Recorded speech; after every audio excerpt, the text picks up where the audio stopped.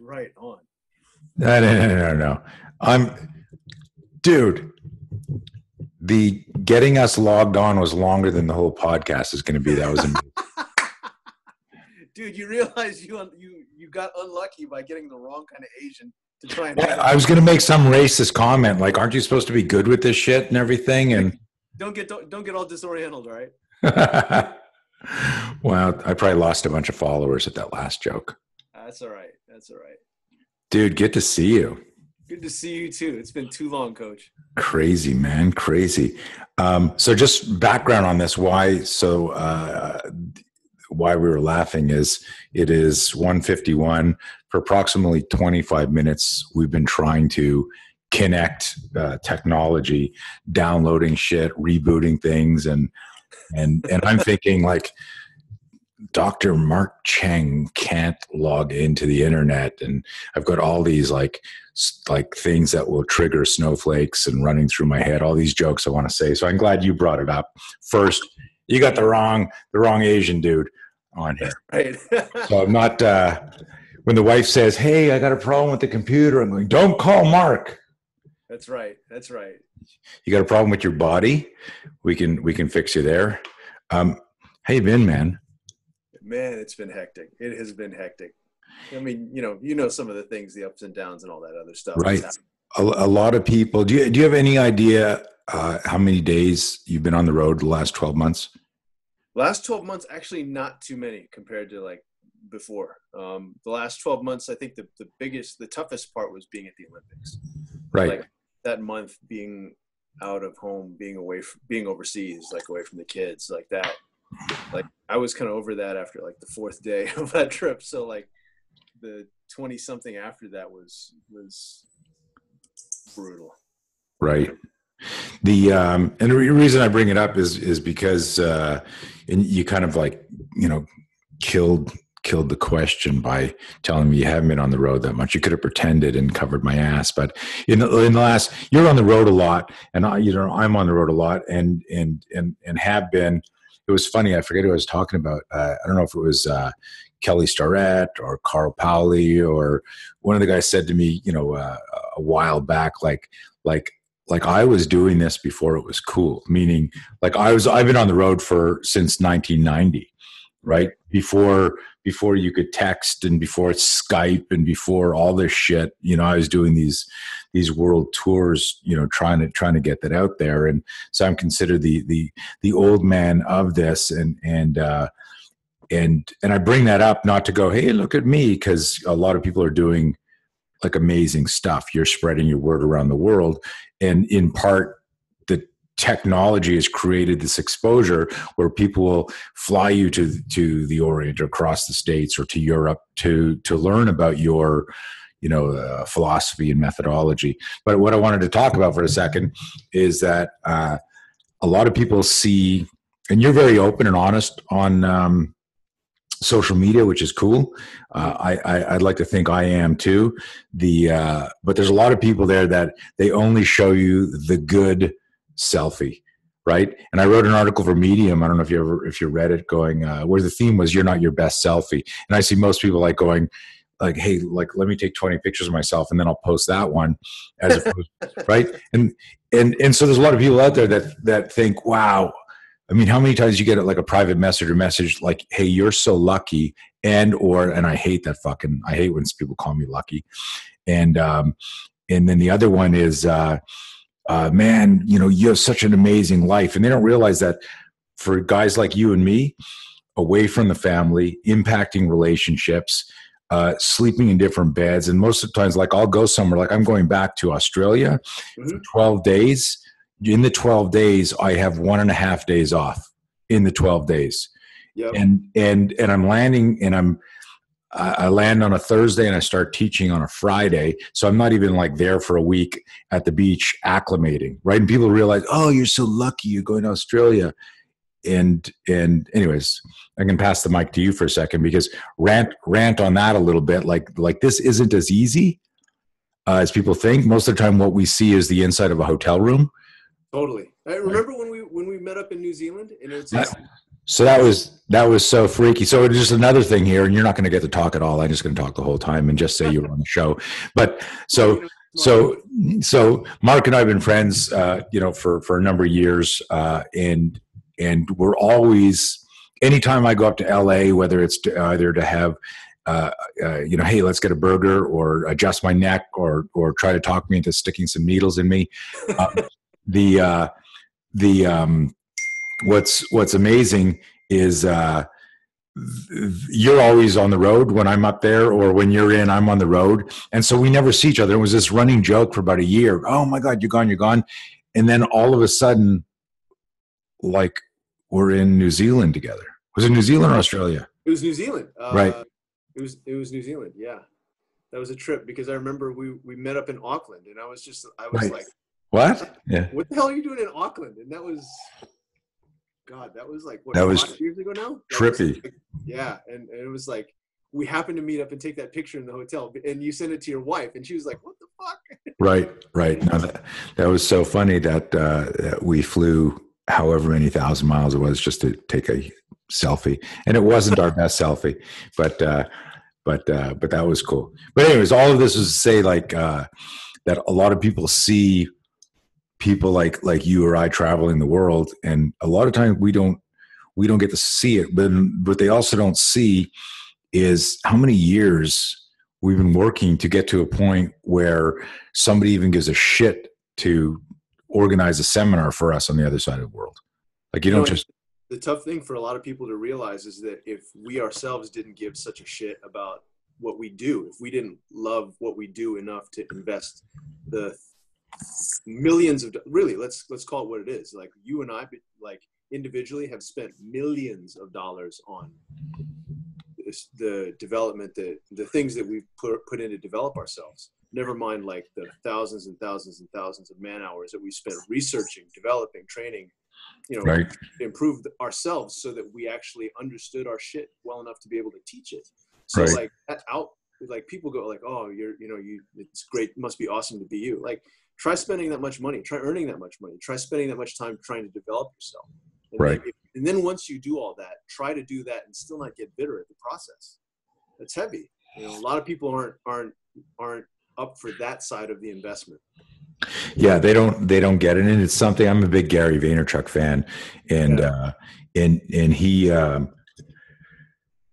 he talks about that a lot. And there's a couple of guys out there that are really successful, saying, hey, this isn't all it's cut out to be, and it's not for everybody. And people want the upside. They don't recognize, and it could be the same thing as fixing your posture. You got to do the work. It could be the same thing as rehabbing anything, or building your body. We want the quick fix. We don't want to do all the work. Yeah, and the thing is that, like, anytime you take you approach with that mentality, you're going to you may have a short run success and then a long-term debt and a long-term failure. And it's like, yeah, long-term death is the worst. I hate when you have the long-term death. But is that what you said? Death? Yeah. Okay. DEBT. Okay. Oh, debt. My English is not very good. Yeah, the audio cut out there, and I thought you said long-term death, which are always the worst ones. Yeah, that could suck. Yeah.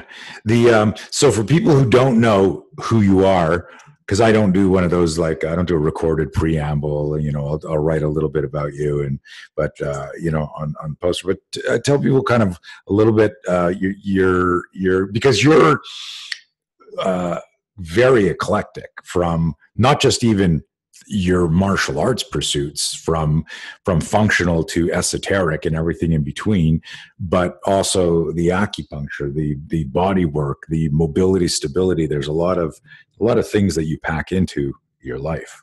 That's quite a compliment.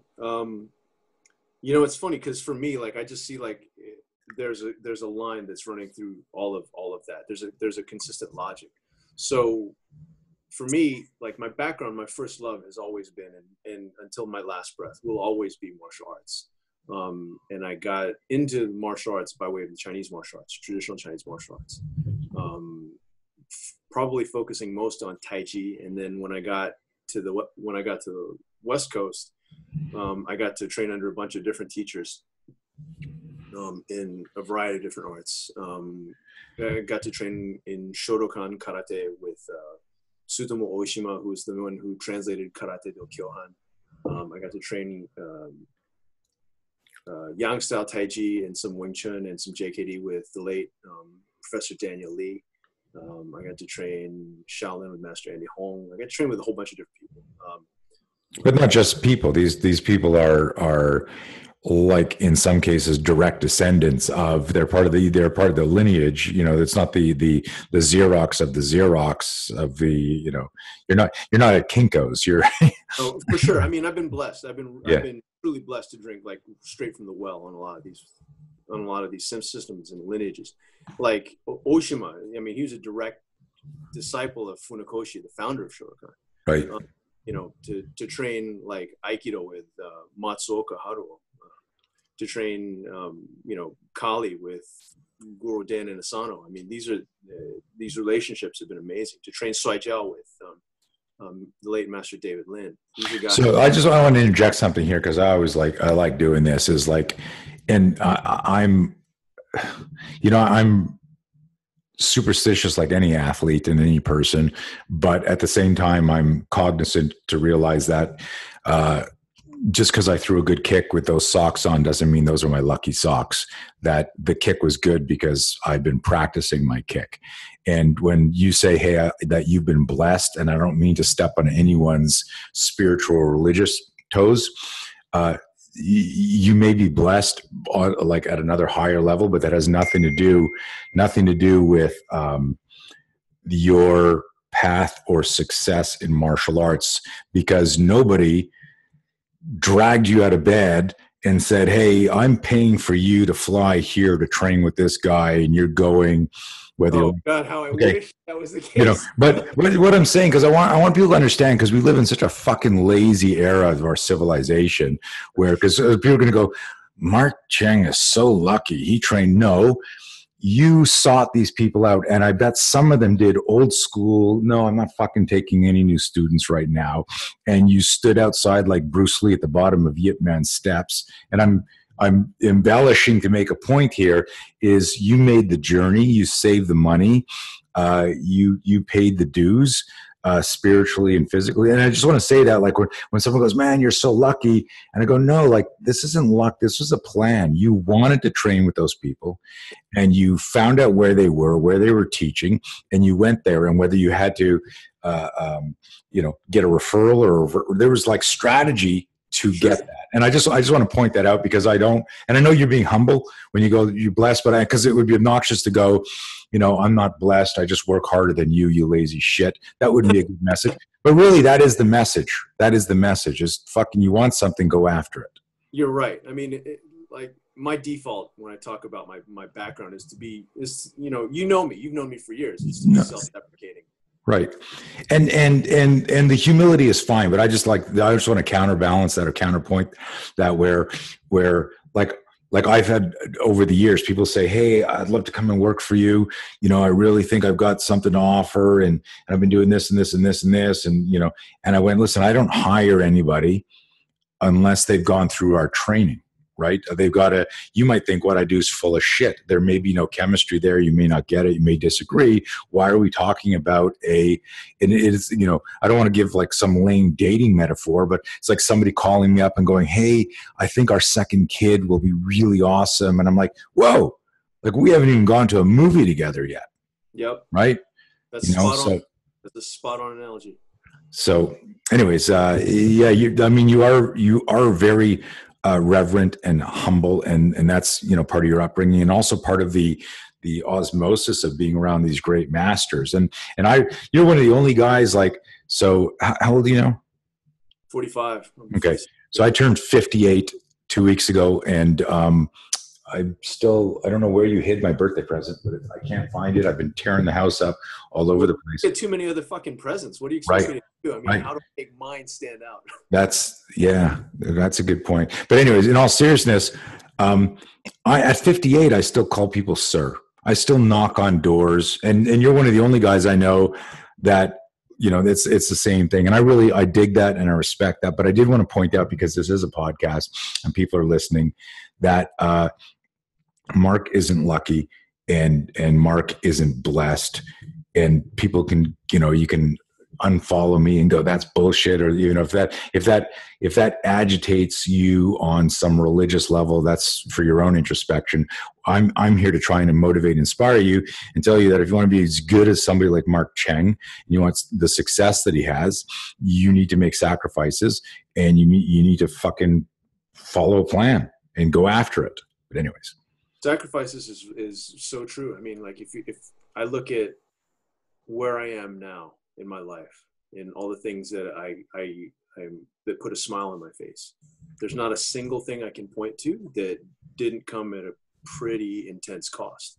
Right. Whether like, taking time out from working on, whatever project that I was working on in college, or not going out and partying, or training when like I was tired, or like trying to nurse myself back from an injury, or, play like forking out the bucks to go fly here or there to learn from whomever, whether it's like my Swaijiao teacher or whether it's Gray Cook, the guy who founded functional movement systems. All of these things that I have now, whether it's ranks, whether it's an understanding of the subject matter, whether it's an ability to treat a particular kind of patient, like everything I have is because I laid all of that shit on the line. And at times, it made for major stresses in different parts of my life, like whether it be my former marriage, whether it be, having to take time out from the clinic and not being able to see patients for a while, all of these, everything, there's always a balancing act. There's always a juggling act. Yeah. I remember, so my son, Nick, is 26 now. Mm-hmm. And I had custody of him from when he was 1 month old, which was really rare. You go back 25, 26 years, dads didn't get custody. Even today, they don't, right. In general. And I had physical custody of him. And I remember like realizing I know shit about this. What am I doing? But it was the right thing to do. Mm-hmm. And that's the whole thing, is the courage to always do the right thing. And that plays havoc with your mindset, because if you're a good person, you're always trying to save shit, whether it's save your marriage or save this friendship, and what you end up doing is not taking care of yourself. Yep. And the cost of that is immeasurable. You don't know what it's going to cost you, whether it's how stress relates to disease, whether it's neck pain, back pain, nervous breakdown, anxiety, whatever it is, right? It's always a negative. And now I read something from my friend Brian McKenzie on his post today about chronic patterns, and that behavior was the math, and that, chronic is as chronic does, and behavior is the math. And I thought, holy shit, that's deep. And I still got to meditate on that a little bit. But the concept here was, what made me think about this when we talk about sacrifices is, I remember reading something and trying to figure out how to be the best dad I could possibly be. I was reading all sorts of stuff, and I came across this quote: nothing affects a parent's life more, nothing affects a child's life more than a parent's unlived life. When you posted that, I think I called you or one. Yeah, I think I sent it to you when you were going through.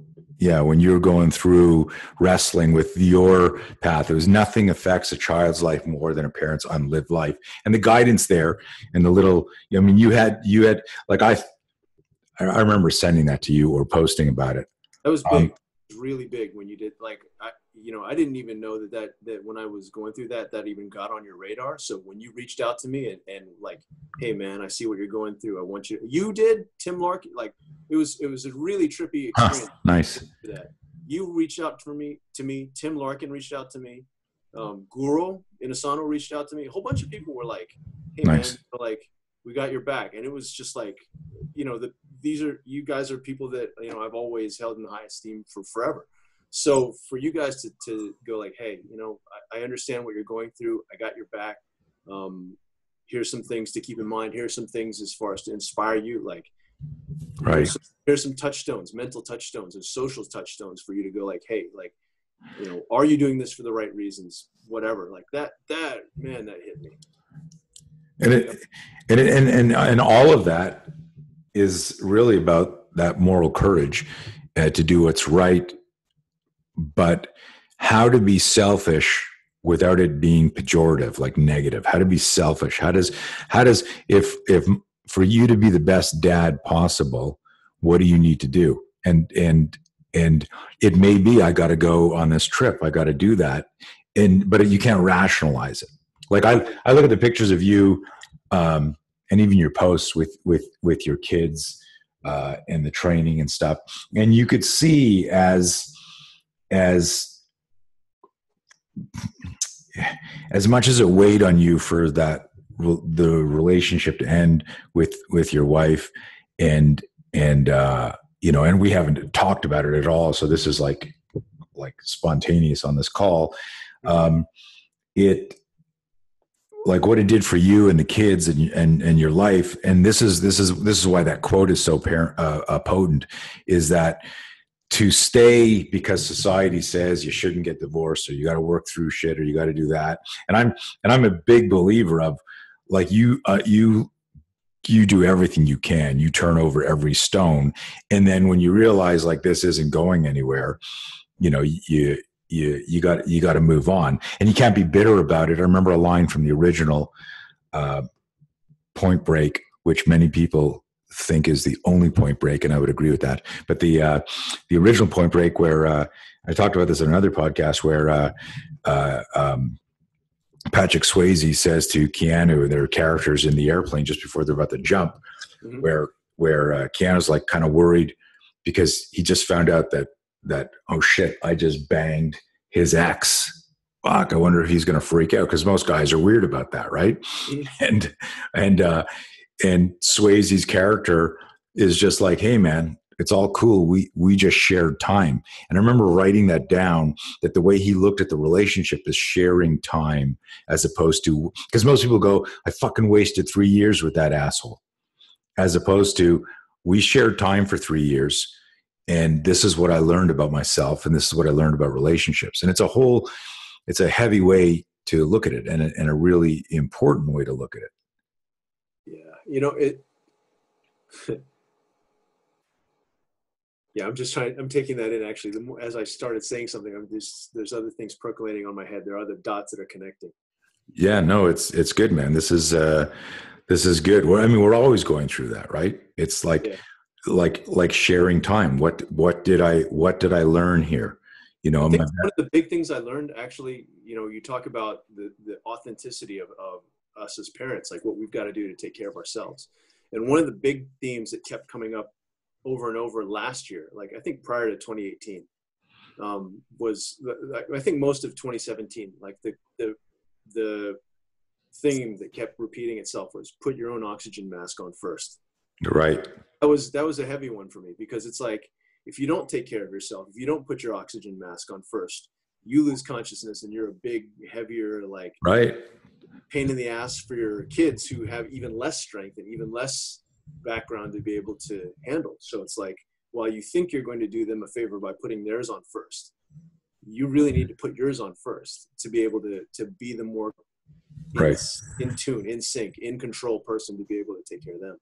Yeah, that's a great visual and a great metaphor.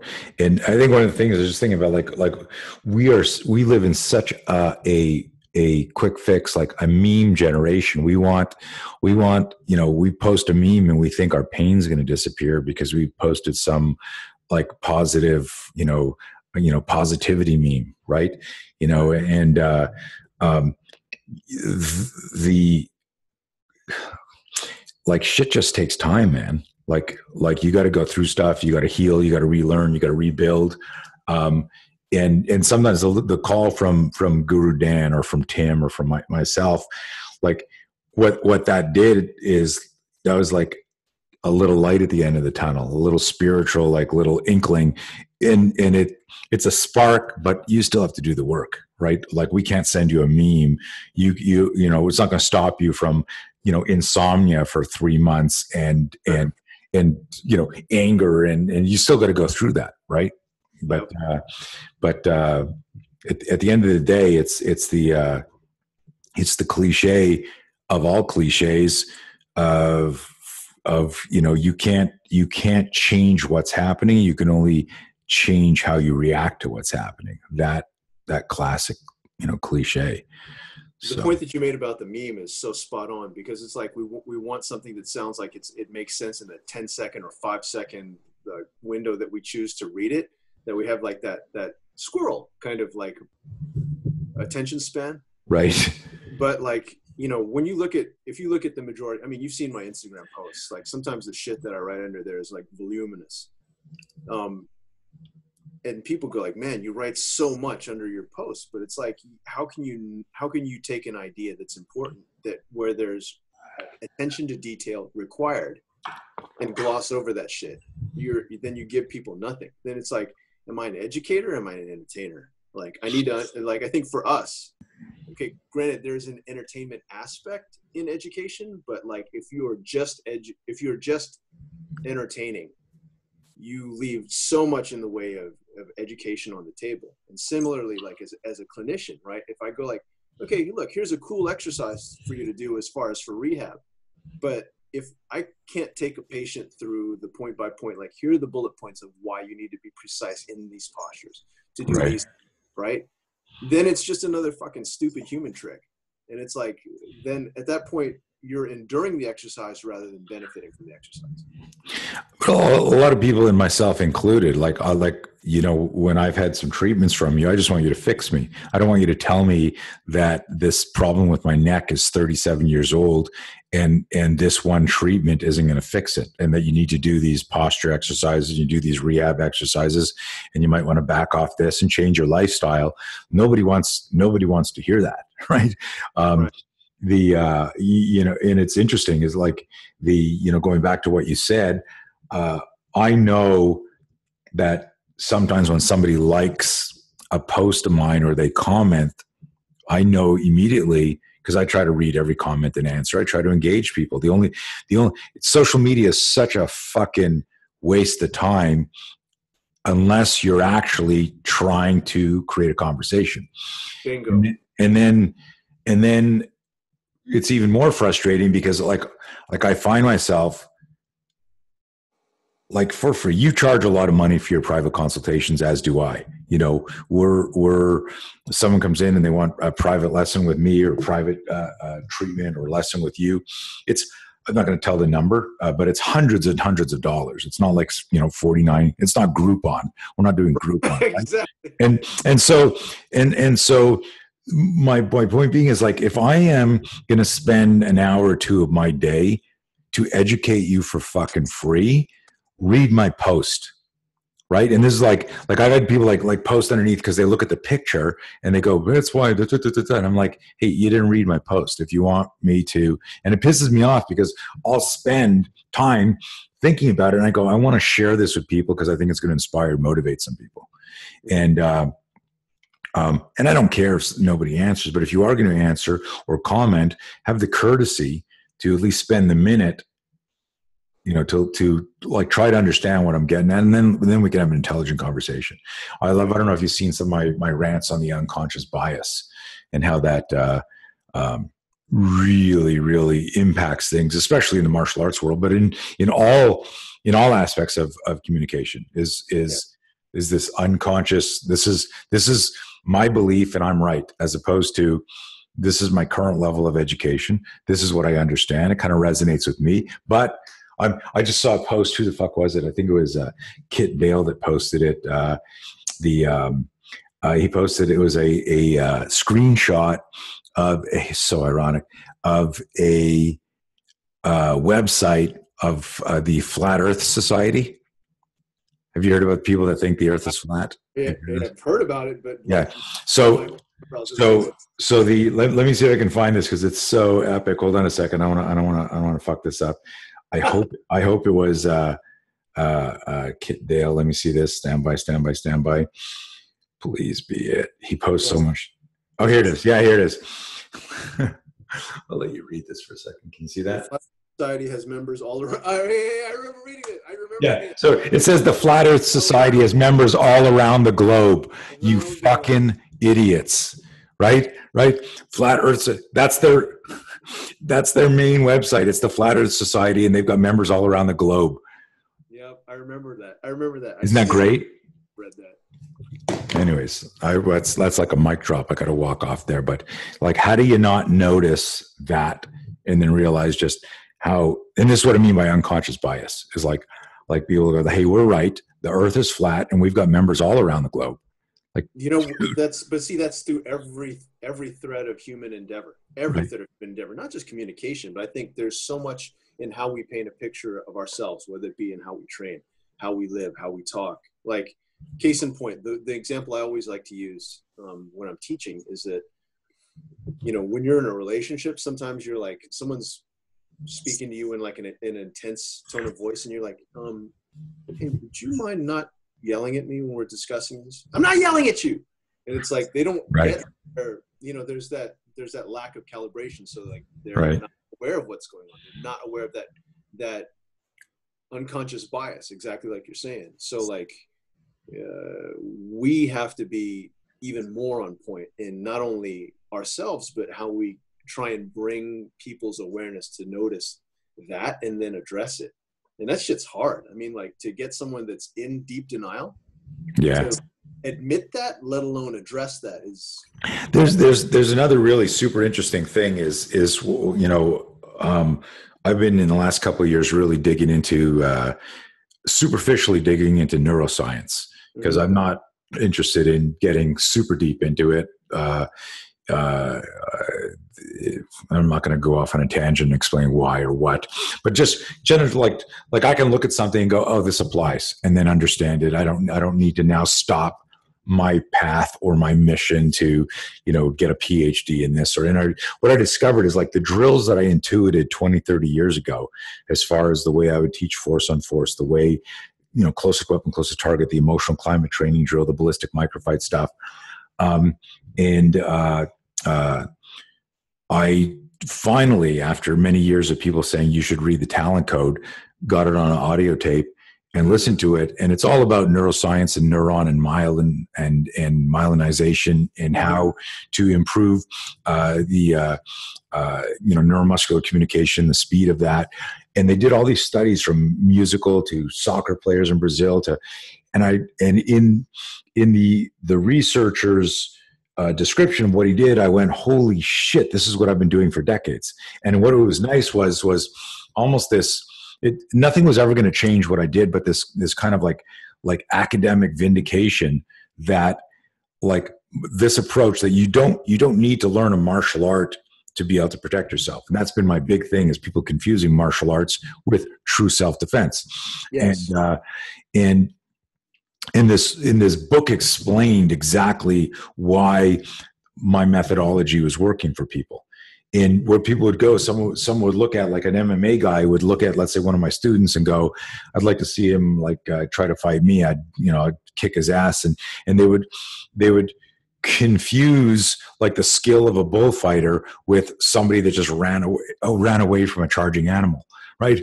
The running away from the charging animal was the self-defense. The bullfighter takes the training to go stand there in the arena, and they're confusing scenarios and skill sets and stress inoculation and all that stuff. But we were talking about unconscious bias, and I wanted to throw in there that there's a lot of people, through how they were raised, the conditioning around them, whether it was a political, societal, or family, don't realize. And I don't know if I coined a new term, because the myelinization has to do specifically with the neurons and how you fire, but it was almost like psychological myelinization, meaning they don't even know that they're doing it. It's not that they're defensive and defiant because they're just holding on, that they just don't even understand that they're yelling at you now because, they grew up in a factory where everyone yelled. I'm giving a stupid example, but that's important. That's an important one. People need to hear this. I hope you flesh this out. Yeah. Well, so I was doing this course recently, and there were a lot of guys in a military group, and there were a lot of guys in the group that did as their base skill set what they would call combatives, but they were doing MMA. Right. And so when I came time to do the scenario evolution involved like a muzzle strike, and then the role player would do something. They were in high gear, and they had to engage the spear, use the forearm as a intercepting tool, create that space, transition to another weapon tool, also maintain control their primary weapon while being able to visually watch the rest of the room. Yes. And you can't do that if you pull guard. You can't do that if you put someone in a guillotine. You can't do that if you jump on someone's back and try to, so someone goes to tackle you. Dueling mindset versus combat mindset. Right. But it's even bigger. It's even bigger than that, man. But what happened was a bunch of the guys in there were doing things that I asked them not to do. And initially I was like, fuck, like, why are they doing this? And it was frustrating to me because I'm trying to make them safer. And then it was at the same time that I was studying the talent code and the neuron and myelinization. And they were talking about, because I don't like the term muscle memory. I don't believe in it. I always tell people, if there's no awareness, there's no muscle memory. And so there needs to be a psychological, cognitive, either a visual, tactile, or auditory connection to a problem. In other words, if you're going to use your quads to run away from danger, if you're not aware that your building is on fire, you're not going to run, right? Mm-hmm.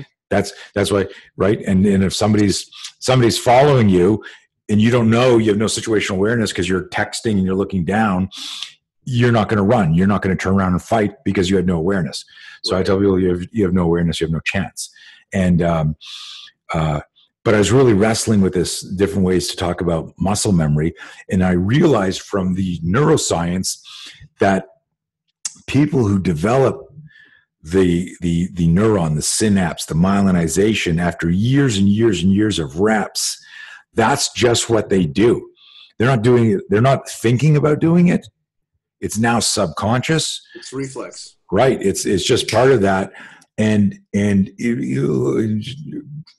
because I'm a real stickler of education, I don't even call it reflex. I call it like a reaction. And this is semantics. I know what you meant, but if we say the reflex, the like, I'll talk about a reflexive response. I just want the deep thinkers listening to this to understand that if you do something that you want to do, you need to practice that. In other words, the stuff that you're doing that you want to have happen on purpose requires work. You got to practice it. You got to think about it. That's one of our maxims, right? Careful what you practice. You might get really good at the wrong thing. Mm-hmm. Right. And so like one of the guys, he does the muzzle strike, and the guy came in and went to tackle him. And I didn't want them to knee the guy. I didn't want him to uppercut. I didn't want him to guillotine. I wanted to use the spear. But guys were going to other moves that were unconsciously part of their response package. Right. And I would say all those moves potentially work, but can you maintain control of your long gun and address an opposing threat while you're doing this? If it's a multiple assailant situation, right. And this isn't like theory. This is like the answer is no, you can't. Mm-hmm. Right? Like if you pull guard, you can't hit this guy. If you put a guillotine on, right? And so that was really the issue. And I went off on some deep rabbit hole tangent here, but and people confuse. They think I'm saying MMA or jiu-jitsu or Krav Maga or Taekwondo or Jeet Kune Do is bad. I'm not saying that at all. I'm saying, what's the scenario? And I'm off on this crazy tangent, and I did want to obviously talk martial arts with you. Context is king. You're dead on. Yeah. So, and this is like guys, if anybody here is still on the show listening, going, what did fucking Blauer just went off a 15-minute tangent? I'm going to go to sleep. I'll continue listening tomorrow. He'll probably still be talking. The idea here is that the conditioning that you would apply to your body also applies to your mind. Yes. And, how you think affects how you feel affects how you think, and both influence how you move. Totally. And then that also, and if it's influencing how you move, it influences how you train, it influences how you rehabilitate yourself. If we have a particular mindset on how we want to train our bodies and how we want to condition our bodies, how we want to preserve our bodies, how we want to allow our bodies to be, in terms of even just something like sitting, how I want to allow my body to be whilst I'm sitting, or how I want to allow my body to be in terms of posture when I'm driving. Those are reps. And so if there's a particular attitude that permeates those moments, that permeates those reps, if I'm not aware of that attitude, it's going to be that kind of unconscious or subconscious flavoring to everything that I do. Right. I like how you said, like, they're all reps. I mean, and a lot of this is self-awareness, and I try to impart this on my kids who think I'm like some old guy, giving them cliches. But I go, man, if somebody had told me about posture when I was in my 20s, how much less pain would I be in now? And then I make the joke that probably, in my 20s, if someone said, hey, you shouldn't sit like that, I just said, shut up, old man. Like, it's that cliche of, you don't understand it till you're much older. But anyone listening to this stuff, I mean, we're in the golden age of mobility and stability and understanding that stuff. There were no TheraBands and rubber bands and foam rollers back when we used to warm up by punching each other, right? So it was like you jump in the ring, you just started.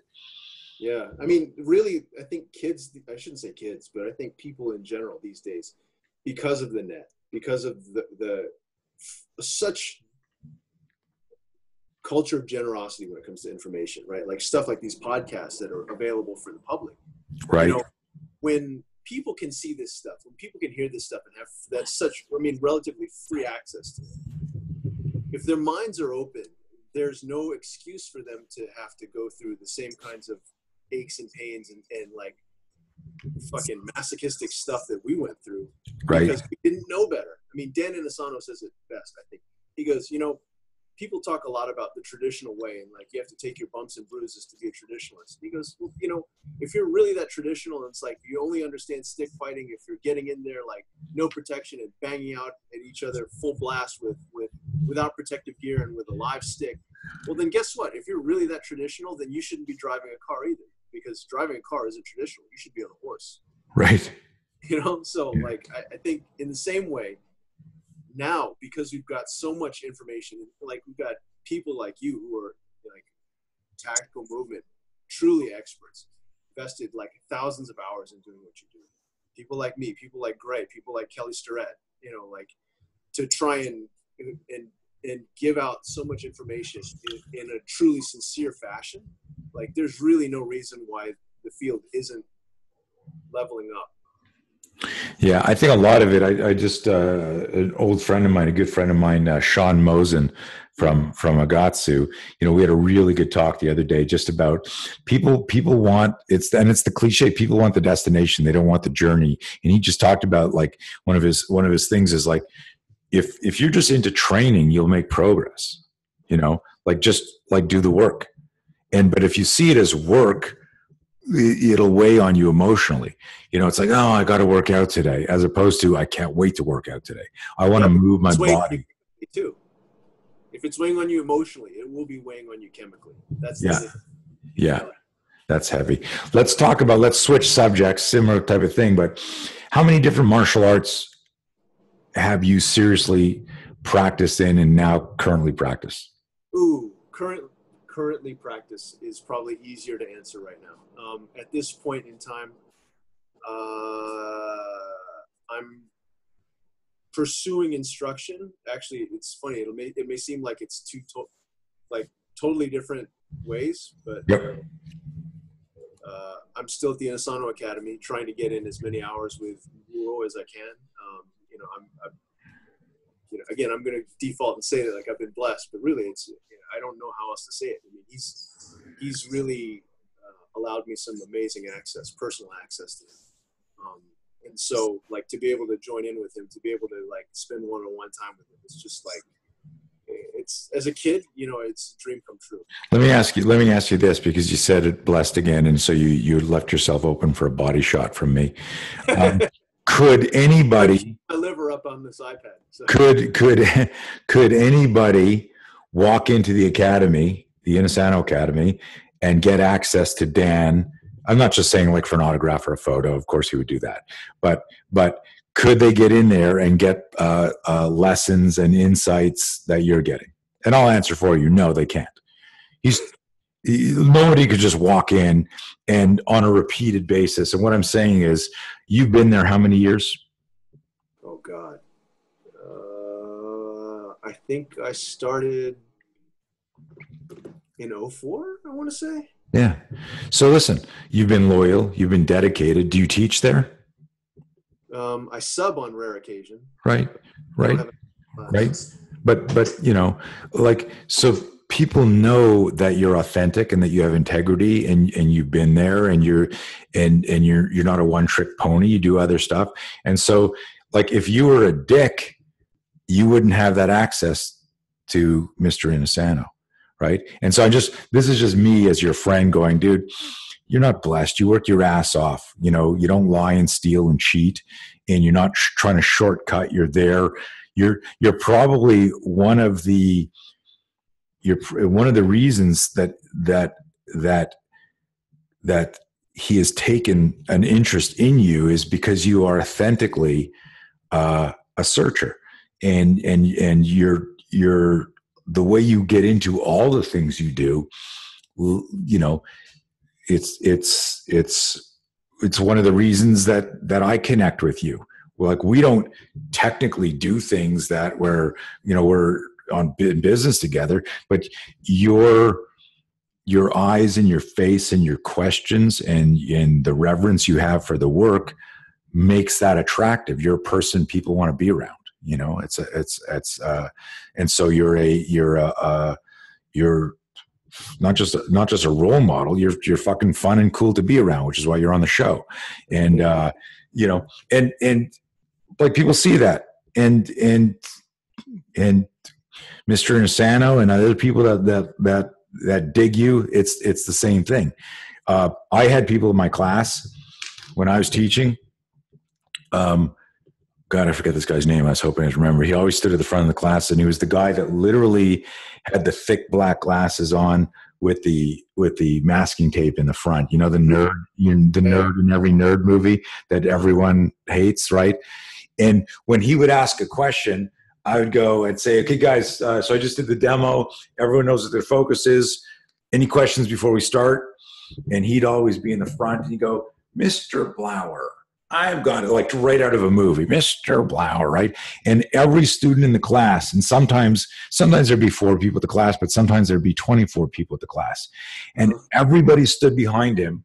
And when he would ask the question, some crazy, redundant, bizarre question where literally he'd ask it, and I go, hey man, honestly, I have no idea what you're asking. Could you just like say that again?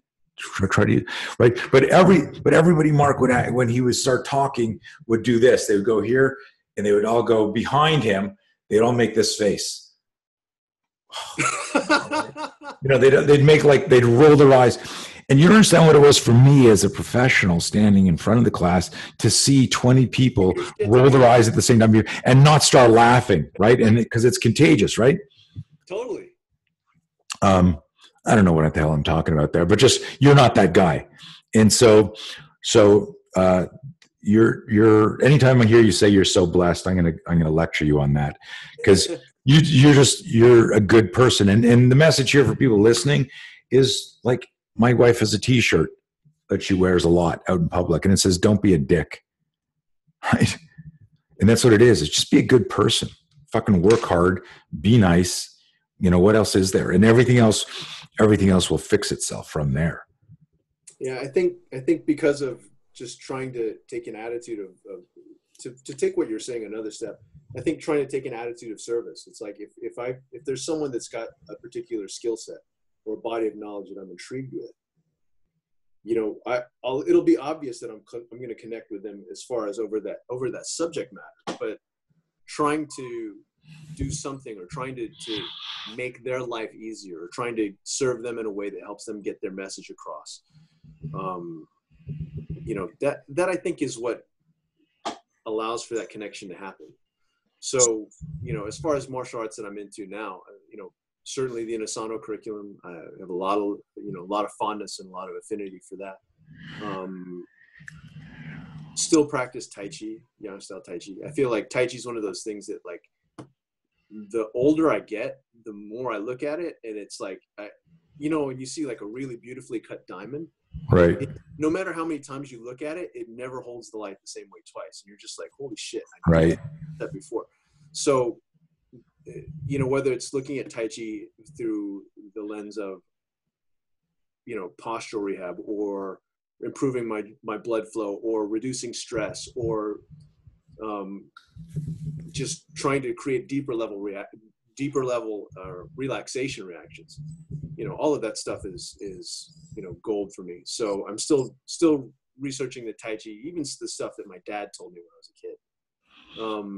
Shuai Jiao, Chinese wrestling, to me has always been, I think since the first time I got exposed to it, it's always been kind of a high. And like, I realized that there's something for me strategically that I really gravitated towards when, like, I realized, I can hit someone only so hard with my fist, but then when I drop them on their head and like let the ground hit them, it's a fucking wonderful feeling.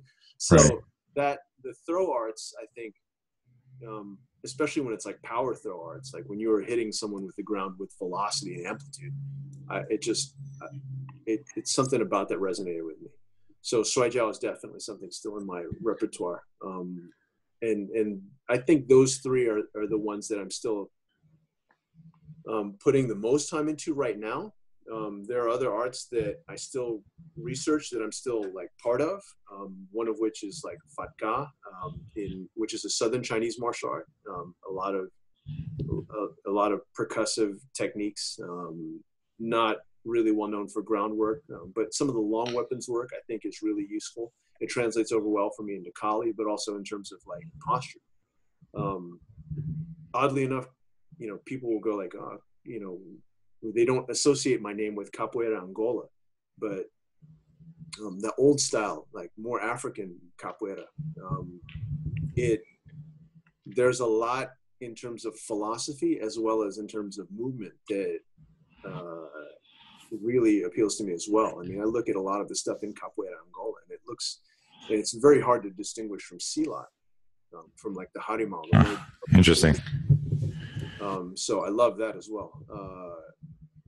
You know, cross-referencing the stuff that I've gotten to be exposed to from, like, let's say Wing Chun, or and right now actually I'm also training in Olympic style Taekwondo, which is like, as a 45-year-old dude like who doesn't have a background in that shit, it's fucking brutal. I've never had to do so much plyometric shit in the last, like 25 years that as I have in the last few months of trying to do Olympic style Taekwondo. And that's been quite an eye-opener. But oddly enough, I have to credit Guru Inasano for that, because he's always, even in his 80s, putting himself outside of his comfort zone to do shit that, like, you know, if you're talking about just pure efficiency, that's great. But if you're talking about trying to explore athletic potential and what the human body's capable of, he's still doing that in his 80s. So for me as a 45, almost 46-year-old, if I'm looking at him and he's still like dealing with injuries caused to him by Bruce Lee, Right. you know, and I don't, you know, I don't have that same kind of excuse. Right. You know, I need to get off my ass and do some work. Yeah, that's quite a 6 degrees of separation there. Totally. the man hit your instructor, and I remember when Bruce. So crazy. Talk to me about you. You talked about human potential and human movement, and talk to me about the Olympics and that connection, because you just, like, how did that come about? The Olympics was an interesting experience. I was doing some work for Under Armour as part of their Under Armour training consulting group. So I got brought aboard to do that with Under Armour, and I was still under contract with Under Armour. And then Under Armour was working with US Speed Skating, and then, you know, out of just a thing, they were like, you know, we think that this Tai Chi guy that we have on our faculty might be useful for you guys as far as mindfulness, as far as relaxation, as far as recovery. And so US Speed Skating was like, yeah, we'll try whatever. So they let me come to their training camp that they were doing in Santa Rosa. Oddly enough, that's the same, like the hotel that we stayed at was one of the hotels that just got totally burnt to cinders during the fires. Oh, wow. So yeah, I was lucky enough to work with U.S. speed skating. You're so lucky, man. You're blessed. Mark, you truly are blessed. I left the rib shot open again, right? Well, I'm not blessed. So yeah, But you were lucky because you know what? You have absolutely no talent or anything to offer, and you're just sitting like in a coffee shop, like in the 20s, and someone came in and said, "Should we put him in the movie business or send him to the Olympics?" Go ahead. need that. That's my next thing. It's like, I would love for some like director or producer to go like, you know what, that look, we need him. Right. Dude, you haven't been exploited yet. If I'll tell you what, if somebody does sign you to a multi-picture deal, I will take this all back and go, holy fuck, Mark really is blessed. If I get signed to a deal like that, you and I are going out to dinner really okay quick. I know where we're going. Damn right. But go. So you ended up. So fast forward.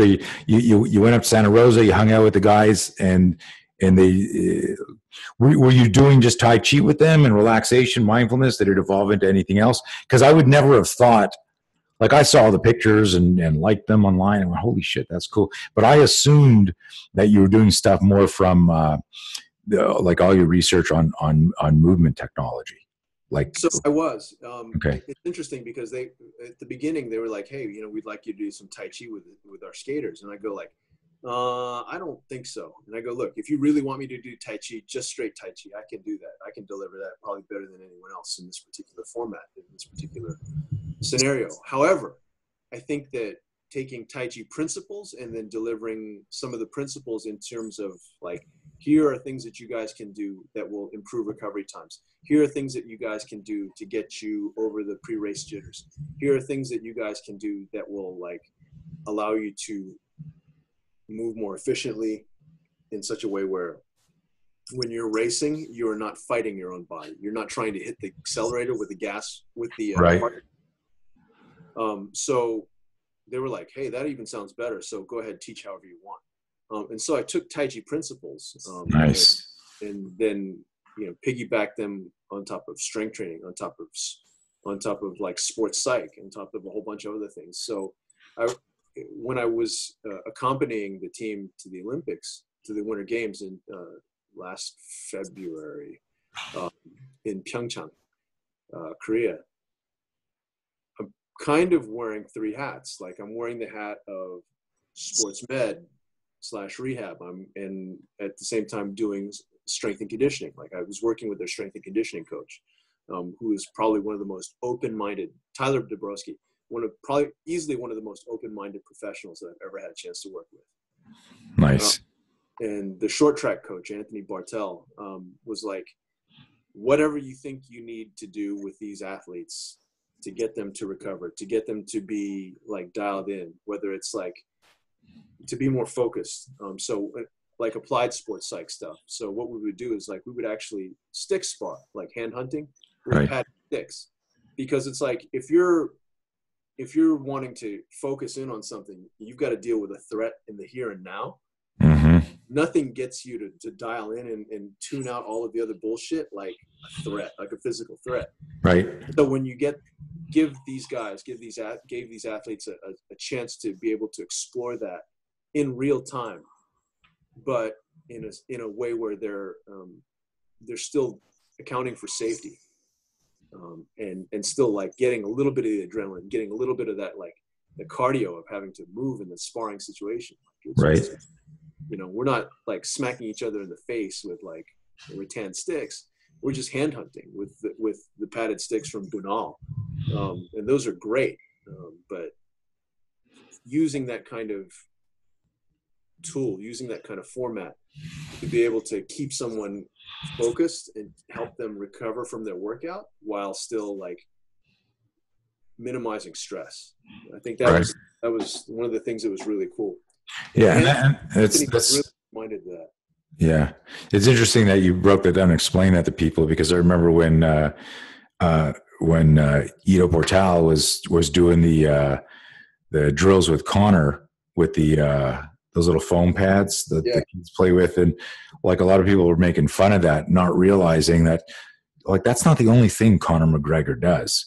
Like that was just isolating something where he could peel back the onion a little bit more on his mental focus and his agility and that relationship between perception speed and reaction time. And it's actually a brain-based drill that the physicality of it doesn't necessarily translate to skating or MMA, but the place you get to go in your brain adds another layer to improving your understanding of kinesthetic perception and proprioception.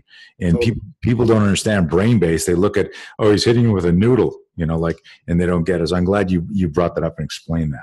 Yeah, sports specificity, like the thing, it's like people don't understand that training just sports specific in the sense that like it's got to 100% look like what we do in competition. They don't realize how narrow-minded that is. It's like if that was the case, then why in the fuck is a boxer running? Right. You know what I'm saying? Like, come on, we can, like, if that's as wide as your brain opens, maybe grab another few cells to rub together. Right. Nice. So, talked a little bit about martial arts. We talked a little bit about the Olympics. What can you share? Because I know a lot of a lot of the work you do, obviously on the medical and the acupuncture and the body work. I want people to get to know you a little bit more, because Mark doesn't. He's a bit of a slacker, so he only trains in like 300 martial arts, travels around the world, does body movement stuff. But you're also a bit of a kettlebell wizard, acupuncture wizard. You're involved in a bunch of other things. So dig into one of those. Kettlebell, acupuncture. Okay, acupuncture, for example, like acupuncture and Chinese medicine, I got into as an outgrowth of my training in Chinese martial arts. Like most of the teachers that I got to train with earlier on when I first came to LA were almost all really good, either at manual medicine, right, or at acupuncture. And so I wanted to delve into that deeper. And then as I did, I learned that really Chinese medicine stands on 3 legs. You've got acupuncture, herbal medicine, and then manual medicine. So acupuncture and herbal medicine were part and parcel of like most mainstream or relatively mainstream Oriental medical curricula these days. So it's like if you go to a school, like a subject-specific school where you're studying Chinese medicine or Oriental medicine, you will get an education in acupuncture and herbal medicine. The manual medicine to me struck me as like the most practical, because it's like no matter where you go, you don't necessarily have to have your needles, but you damn well better have your hands. Right. So to be able to address people's injuries or address people's pain or situations like that right off the bat with something that's like hands-on and practical, like that's something that I really gravitated towards. So I focused in on that specific body of knowledge. Luckily over time, I just went there with luck again. But anyway, hold that one, Coach. Hold on, man. My fist, I clenched there. I almost threw the computer, but go ahead. So, I was introduced to Guru Asano by one of his teachers, the late Pak Victor de Toise. And Pak Vic told Guru, saying, you need to go to see this guy. You need to go see this doctor. And so Guru came in to see me one time. And the reason why I get to talk about this is because, for quite some, I don't know if it's still on my website or not, but Guru wrote me this beautiful letter of endorsement. Nice. So he came out and said, I don't know how many times publicly that I'm one of his doctors. So, I feel so bad about saying that. Nice. It's nice. As far as patient confidentiality. Right. So one time after I treated him, he goes, hey, I'm a little bit worried. I have this appointment with this Russian weightlifting coach that one of my students got me as a gift, but like, my lower back finally doesn't hurt for the first time in years. And like, I'm not so sure this is a good idea. Would you mind coming along as the medical professional so that like, if you see him doing something that like you think is dangerous, you can like play the bad guy and say no, or put the or at least if worst case scenario, like if I do something that my body doesn't respond to, like, you can put me back together right there on the spot. Yeah, sure, no problem. Like, let me know when it is and I'll clear my schedule. I go to the academy, and who pulls up and parks his car but Pavel Tsutsoulian. Nice. And I'm like, oh shit, because I'd seen his Sure. or in the magazines, but I never read any of his stuff. And kettlebells always looked a little, to be honest, looked a little out there, looked a little intimidating to me. So I never really got into it. And so I'm thinking, man, this guy's like former Soviet, trainer. He's hardcore. This is not going to be pretty. And so as I'm listening to the training session that he's giving Guru, I'm like, my eyes are getting wider. My jaw is falling on the floor. And I'm like, wow, everything he's saying makes really good biomechanical sense, not just in terms of like good practices for training and strength training, but like, this is all rehab shit. Like, how come we as medical professionals weren't taught this kind of stuff as least invasive method of therapy?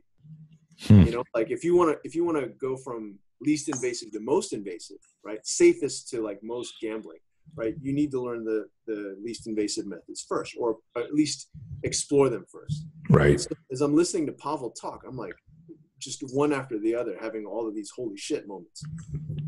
And so week after week I would go. And then finally, I think it was that group, I think can't remember, it was Tuesday morning or Wednesday mornings at the time, but it was Guru Inosanto, Pavel, and Roy Harris. And one of them, I think it was either Pavel or it was Roy Harris that said like, so Doc, are you going to man up this week and join it? And I was just like, oh shit. Okay. And I got in. And what blew my mind is how different old aches and pains felt after the training. And it's like some of the things that had been bothering me for years. And I'd had passive therapies on that had helped, but not to the same degree as doing the strength training with those bullet points in mind, like the way Pavel outlined them. And so feeling them over parts of my body that like had been really problematic for a long time, just rocked my world. And so Pavel then in turn introduced me to Gray Cook, the guy who founded functional movement systems. Right. Yeah. That's crazy because I don't know how many years ago it might have been. It's certainly over 10 years ago, maybe closer to shit. I don't remember when it was, but Pavel and I did is it close to 20 years now? We did a seminar together down in San Diego, and it's just a combo meeting of the minds. He actually used, one of the things I talk about is being the naked warrior. And he actually used a book called Naked Warrior. Yeah. He asked me for permission to use it, and actually credits it and references me in the opening of the book. Obviously, you didn't read the foreword, but reread it. Now you better read it. You know what the problem is that I'm so fucking guilty of this. I get a good book, and it's like someone else comes over. I have a guest come over, like, oh, I really want to read that book, and I loan it out. You give it to them. You never see it again. Yeah. Very, very interesting, very strong man, mentally and physically. But what a cool story that is to meet Pavel back in the day, because you were, consulting and working with Dan Inosanto and that whole legacy, and to look where all these years later, here you are doing that. What else? Both